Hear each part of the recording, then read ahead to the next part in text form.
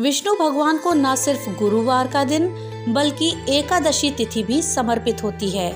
मान्यता है कि एकादशी के दिन जो भी व्यक्ति विष्णु जी की विधिवत पूजा अर्चना करता है और व्रत रखता है, उस पर संकट नहीं आते हैं, उसे सभी मुसीबतों से छुटकारा मिलता है और मोक्ष की प्राप्ति होती है। वैसे तो साल में पड़ने वाली 24 एकादशियों का अपना अपना एक अलग महत्व और नाम है। इसी कड़ी में चैत्र माह में पड़ने वाली पहली एकादशी को पाप मोचनी एकादशी के नाम से जाना जाता है। धार्मिक मान्यता के अनुसार एकादशी का व्रत करने से व्यक्ति पर भगवान विष्णु की कृपा हमेशा बनी रहती है और उसके परिवार में सुख और समृद्धि रहती है। वहीं जो लोग पाप मोचनी एकादशी का व्रत रखते हैं, उनके समस्त पाप नष्ट हो जाते हैं और उनको मोक्ष की प्राप्ति होती है।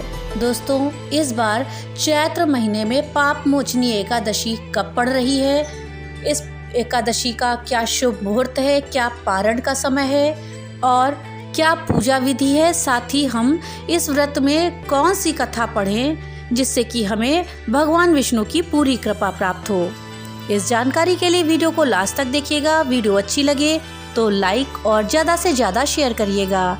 और हाँ, अगर चैनल पे नए आए हैं तो चैनल को सब्सक्राइब करना मत भूलिएगा और अपने विचार हमें कमेंट बॉक्स में लिख करके जरूर बताइएगा। चैत्र मास के कृष्ण पक्ष में आने वाली एकादशी को पाप मोचनी एकादशी कहा जाता है। इस दिन जो व्यक्ति उपवास रखता है वो जन्मों जन्मों के पापों से मुक्त हो जाता है। जैसा कि इस एकादशी के नाम से ही पता चलता है, ये पापों का नाश करने वाली एकादशी है। इस एकादशी का आध्यात्मिक महत्व बहुत अधिक है, क्योंकि ऐसा माना जाता है कि ये नकारात्मक कर्मों, अतीत की गलतियों और भावात्मक बोझ को दूर करती है। पाप मोचनी शब्द का अर्थ है कि जो व्यक्ति को पापों और अशुद्धियों से मुक्त करती हो। सभी एकादशियों में पाप मोचनी एकादशी आध्यात्मिक शुद्धि, भावात्मक स्पष्टता और आंतरिक परिवर्तन का एक शक्तिशाली अवसर है। भक्त उपवास रखते हैं और व्रत विधि का पालन करते हैं, साथ ही शांति, संरक्षण और आशीर्वाद प्राप्त करने के लिए भगवान विष्णु की पूजा करते हैं। इस एकादशी का व्रत करने से व्यक्ति को समस्त सांसारिक सुख मिलते हैं और मृत्यु के बाद सीधे स्वर्ग की प्राप्ति होती है। पाप मोचनी एकादशी पर विष्णु जी की पूजा करने से माँ लक्ष्मी प्रसन्न होती हैं और घर में धन की कभी भी कोई कमी नहीं होती। दोस्तों, इस साल 2026 में इस तिथि को लेकर के और उसके समय को लेकर के लोगों के मन में थोड़ा सा भ्रम है, क्योंकि 14 और 15 दोनों दिन एकादशी तिथि पड़ रही है। ऐसे में सवाल उठता है कि पाप मोचनी एकादशी का व्रत किस दिन रखा जाएगा।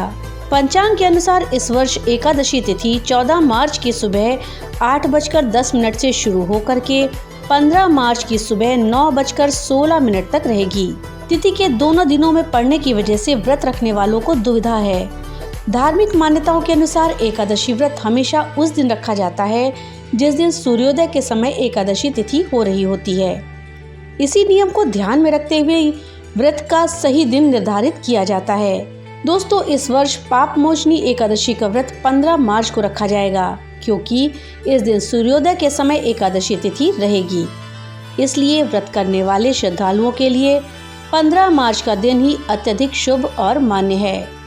वहीं 14 मार्च को एकादशी की तिथि का प्रारंभ तो अवश्य होगा, लेकिन उस दिन सूर्योदय के समय ये तिथि नहीं रहेगी, इसलिए इस दिन व्रत रखना शास्त्रों के अनुसार अनुचित है। एकादशी के व्रत में पारण समय का विशेष महत्व होता है।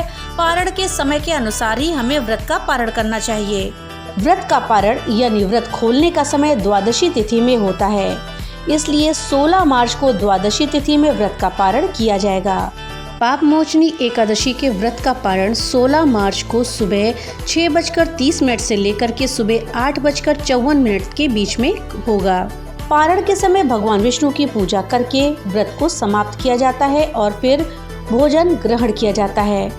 पाप मोचनी एकादशी पर श्री हरि विष्णु की पूजा में मूर्ति, पुष्प, पुष्पमाला, नारियल, सुपारी, अनार, आंवला, लौंग, बेर, इसके साथ साथ अन्य ऋतुफल, धूप, गंगाजल, पीले पुष्प, पीला चंदन और पीले रंग की मिठाई अवश्य शामिल करनी चाहिए। पद्म पुराण कहता है कि एकादशी को भगवान विष्णु का ही रूप माना गया है। माना जाता है कि इस दिन भगवान विष्णु की विधिवत पूजा करने के साथ साथ व्रत रखने से व्यक्ति के समस्त दुख और दोष दूर हो जाते हैं। दोस्तों, अब आइए जानते हैं कि पाप मोचनी एकादशी में हम किस विधि से भगवान विष्णु की पूजा करें। दोस्तों, इस दिन सुबह जल्दी उठकर स्नान करने के बाद पीले वस्त्र धारण करके व्रत का संकल्प लें। घर के मंदिर में पूजा करने से पहले वेदी बनाकर 7 अनाज जिसमें कि उड़द, मूंग, गेहूं, चना, जौ, चावल और बाजरा रखें। वेदी के ऊपर कलश की स्थापना करें। उसमें आम या अशोक के 5 पत्ते लगाएं। अब भगवान श्री विष्णु की मूर्ति या तस्वीर स्थापित करें और पीले फूल, ऋतुफल और तुलसी दल स्थापित करें। फिर धूप दीप से भगवान विष्णु की आरती उतारें। शाम के समय भगवान विष्णु की आरती उतारने के बाद फलाहार ग्रहण करें। पाप मोचनी एकादशी के दिन रात्रि में शयन नहीं करना चाहिए, बल्कि भजन कीर्तन करते हुए जागरण करें। अगले दिन ब्राह्मण और गरीब व्यक्तियों को भोजन कराएं और दान दक्षिणा देकर विदा करें। इसके बाद खुद भी भोजन ग्रहण करके व्रत का पारण करें। अब आइए जानते हैं कि इस दिन हमें कौन सी कथा पढ़नी चाहिए जिससे कि भगवान विष्णु की कृपा हमें प्राप्त हो और हमारा जो व्रत है वो संपूर्ण हो। कथा के अनुसार प्राचीन समय में चैत्र रथ नाम का एक वन था। उसमें अप्सराएं किन्नरों के साथ विहार करती थीं। उसी वन में मेधावी नाम के एक ऋषि भी तपस्या में लीन रहते थे। वो भगवान शिव के परम भक्त थे। एक दिन मज्जुघोषा नाम की एक अप्सरा ने उनको मोहित करके उनकी तपस्या भंग करने की योजना बनाई। कामदेव ने भी मुनि के तप से भंग करने के लिए मज्जुघोषा का साथ दिया। मुनि को देखकर कामदेव के वश में हुई मज्जुघोषा ने धीरे धीरे मधुर वाणी से वीणा पर गायन आरंभ किया तो महर्षि मेधावी भी मज्जुघोषा के मधुर गायन पर और उनके सौंदर्य पर मोहित हो गए। महर्षि मेधावी शिव रहस्य को भूल गए और काम से वशीभूत होकर अप्सरा के साथ जीवन व्यतीत करने लगे। मुनि को उस समय दिन रात का कुछ भी ज्ञान न रहा। इस तरह करीबन 57 साल गुजर गए। इसके बाद मज्जुघोषा ने एक दिन ऋषि से कहा, हे विप्र, अब आप मुझे स्वर्ग जाने की आज्ञा दें। अब मेरा अधिक समय यहाँ रहना उचित नहीं है। तब मुनि को समय का ज्ञान हुआ। तब अप्सरा को वह काल का रूप समझने लगे। इतना अधिक समय भोग विलास में व्यर्थ चला जाने पर उन्हें बड़ा क्रोध आया और उन्होंने अप्सरा को पिशाचिनी बन जाने का श्राप दे दिया। वो अप्सरा पिशाचिनी बन गई। उसने व्यथित होकर मुनि से कहा, साधुओं की संगत उत्तम फल देने वाली होती है और आपके साथ तो मैंने बहुत सारे वर्ष व्यतीत किए हैं। अब आप मुझ पर प्रसन्न हो जाएं, अन्यथा लोग कहेंगे कि एक पुण्य आत्मा के साथ रहने पर भी मज्जुघोषा को पिशाचिनी बनना पड़ा। मज्जुघोषा की बात सुनकर मुनि को अपने क्रोध पर अत्यंत ग्लानि हुई और उन्होंने अप्सरा को चैत्र माह के कृष्ण पक्ष की पाप मोचनी एकादशी का व्रत करने को कहा। मज्जुघोषा ने ऐसा ही किया। चूंकि एक तपस्वी होने के बाद मेधावी मुनि ने भोग विलास का पाप किया था, इसलिए उन्होंने भी प्रायश्चित के लिए पाप मोचनी एकादशी का व्रत किया। इसके फलस्वरूप अप्सरा पिशाचिनी की देह से छूट गई और स्वर्ग को चली गई। वहीं मुनि के भी सारे पाप नष्ट हो गए।